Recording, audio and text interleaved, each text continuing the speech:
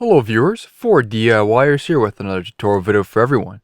In this particular video here, I'll be doing a demonstration of how to replace the upper control arms on a Ford Ranger. This truck I'm working with here is a 1998 two-wheel drive equipped with front coil spring suspension. The video is sponsored by Auto Parts Way. They have supplied the control arms for the replacement, and a link to these products will be included in the description below. If you do own a Ranger, I also have plenty more tutorials on this truck, so be sure to check them out. Start by safely elevating the front of the truck and use jack stands. Remove the wheels. I have the full front end supported by jack stands, and considering this was requested from viewers in the past, you'll see a sneak peek of an upcoming tutorial a little further on in the video. Remove the rubber barrier, which is held on with plastic clips. These clips can be hard to remove, however you can remove the rubber barrier by stretching those holes. Careful not to damage the barrier, and then remove the clips afterwards. Use a wire brush to clean the threads of the bolts. This will make disassembly much easier.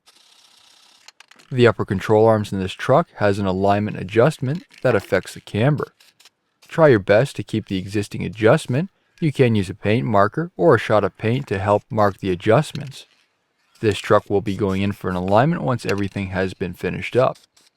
Remove the 15mm pinch bolt which connects to the steering knuckle. If you are looking for a lower ball joint replacement tutorial, I do have a video on that, so be sure to check it out. I have already had the connection apart, so removal this time around is fairly easy. The bolt does have a tapered end, so you can use a hammer without damaging the threads. The new control arms come with new bolts, so if they are damaged, then it's not an issue. You may also need the assistance of a punch when removing them.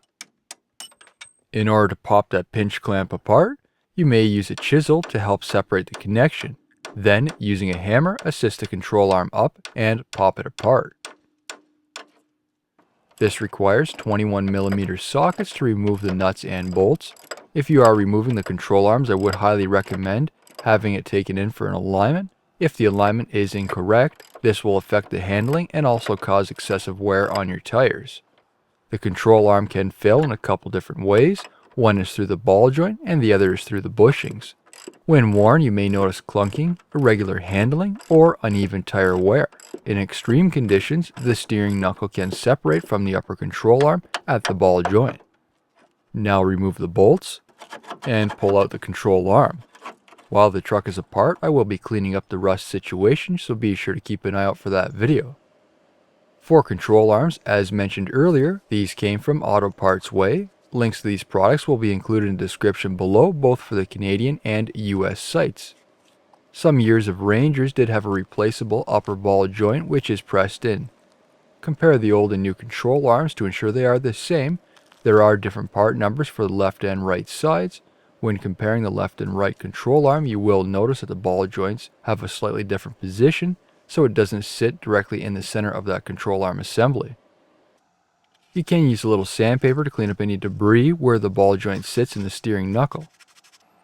Here's a peek at the adjustment pads, and as you can see they do work on a cam, so they're able to push out or pull in the control arms for camber adjustments. The plates on the nut side may appear to be the same, but they are in fact different. Two were the same and the other two are not, so each have a specific location. If they're mixed up, when an alignment is done, they may not give enough movement. If you make a mistake, you can possibly use the witness marks of where they sat previously. Reinstall the new control arms. I have also cleaned up the alignment adjustment pads with a wire brush, so things can be easily adjusted when the truck goes into a shop. Don't tighten up those just yet. It still needs to be installed in the steering knuckle. These will need to be tightened once the truck is back on the ground, as they need to be preloaded.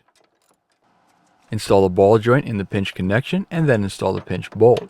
You may need a hammer to help assist that bolt into place, but be careful not to damage the threads. The torque spec for this bolt is 35 to 46 foot-pounds.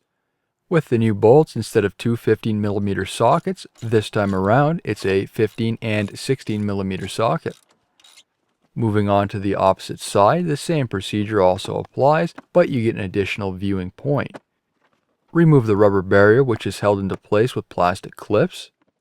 Using a wire brush, clean up the threads of the bolts and alignment areas so they can be easily marked. I used paint to mark the outline of the eccentrics. A paint marker can also be used to make lines instead. Using a 15mm socket and wrench, remove the pinch bolt. Then knock out the pinch bolt with a hammer. Use a punch for added assistance if needed. Then, using a hammer, assist the control arm up and pop it apart. Considering I'm also rust treating the area, I have removed the brake line. This may give you some added space to work, but isn't necessarily needed. This has a 10mm bolt. Again, use the 21mm sockets to remove the control arm bushing bolts. In order to break those free, I used a breaker bar first, and then remove the control arm. Install the new control arm. You may need a hammer to gently tap it into place. Install the bushing bolts and snug them down, but don't fully tighten them just yet. These will need to be preloaded once the wheels are back on the ground. Reinstall the brake line if it was removed. Clean up the spot where the ball joint fastens into the steering knuckle using sandpaper. This will help remove any debris which may make assembly harder.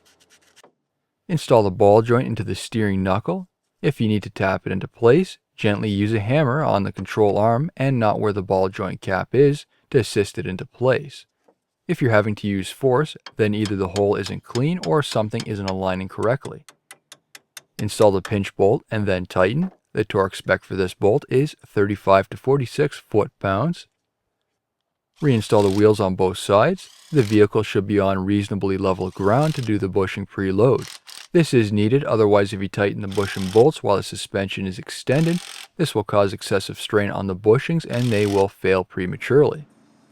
I have left the rubber covers off the fender wells to allow for easy access. I will also be leaving them off until the alignment is done on the truck too. Now tighten the control arm bushings. You'll need one ratchet or wrench to hold the cam bolt in place so the alignment doesn't move, and the other to tighten the nut.